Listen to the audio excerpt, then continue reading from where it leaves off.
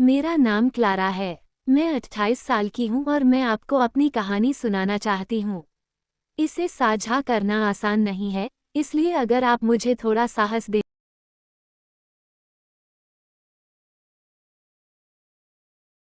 मैं पहाड़ों के एक शांत शहर में रहती हूँ जहाँ जीवन सरल और सुरक्षित लगता था। मेरी दुनिया मेरे चाक पर घूमने वाली नर्म मिट्टी की तरह थी, शांत और संभावनाओं से भरी। लेकिन मैंने कभी कल्पना नहीं की थी कि कैसे एक व्यक्ति और उसके एक खूबसूरत झूठ ने मेरी दुनिया के 1000 टुकड़े कर दिए। उससे मिलने से पहले मेरी पॉटरी स्टूडियो मिट्टी के बर्तन बनाने की जगह ही मेरी दुनिया थी। वो गीली मिट्टी की खुशबू और चाक की हल्की गूंज से भरी एक सुरक्षित जगह थी। मैं अपने दिन मिट्टी से सने हाथों से कटोरे और गुलदस्ते बनाने में बिताती थी। मुझे लगा कि मैं खुश हूँ। फिर एक दोपहर जूलियन अंदर आया। उसने बताया कि वह एक लेखक है और हमारे छोटे से शहर में प्रेरणा की तलाश में आया है। वह दूसरों से अलग था। उसने केवल मेरे काम को देखा नहीं, बल्कि उसे महसूस किया।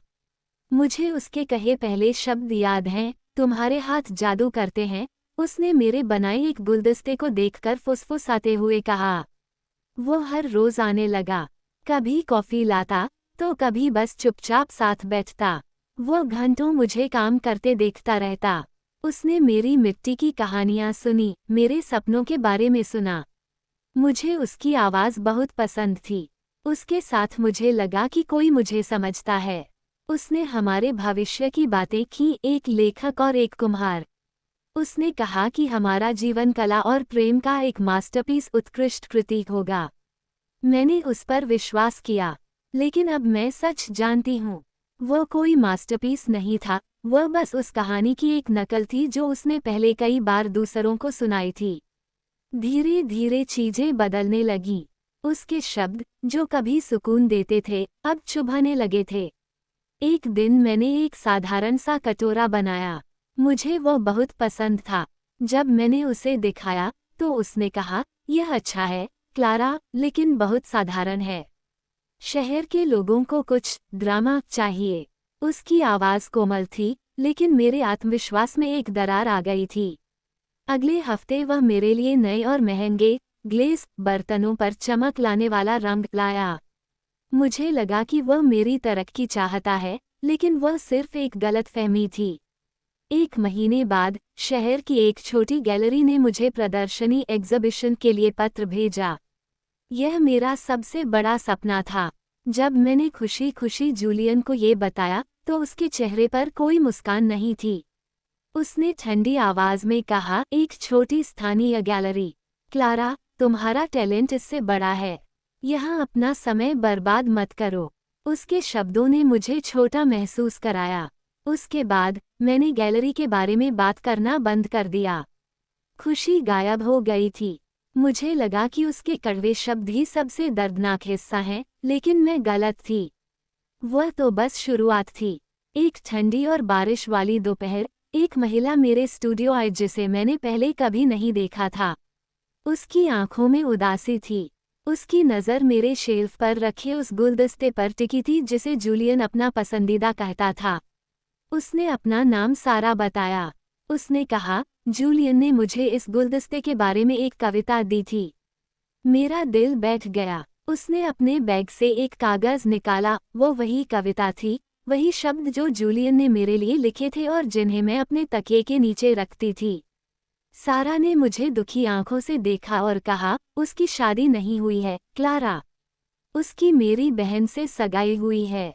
सारा के जाने के बाद स्टूडियो खाली और ठंडा लगने लगा। मैंने मेज पर उन दो एक जैसी कविताओं को देखा। एक मेरी थी और एक उस महिला की जिससे मैं कभी नहीं मिली। मुझे रोना नहीं आया। उसकी जगह पत्थर जैसी किसी ठंडी चीज ने ले ली। मुझे पता था कि मुझे क्या करना है। मैंने जूलियन को मैसेज किया, आज रात स्टूडियो आओ।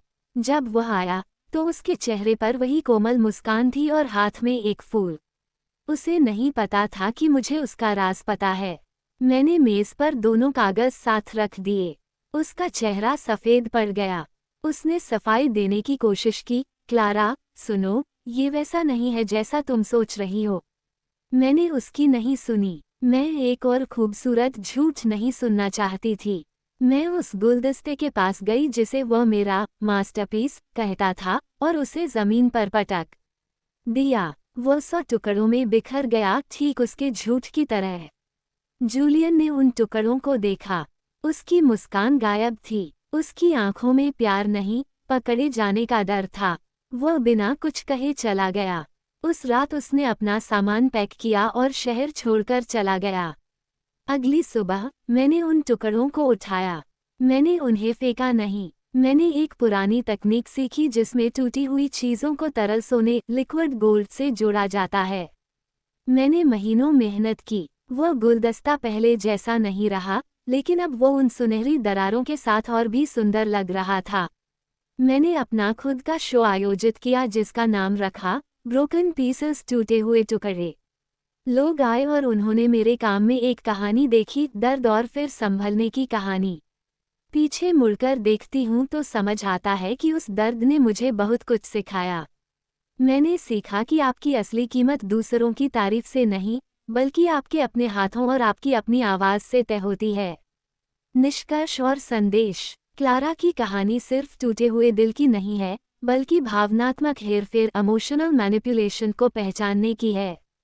जूलियन जैसे लोग पहले बहुत प्यार दिखाते हैं और फिर धीरे धीरे आपके आत्मविश्वास को खत्म कर देते हैं। ये कहानी साहस की भी है।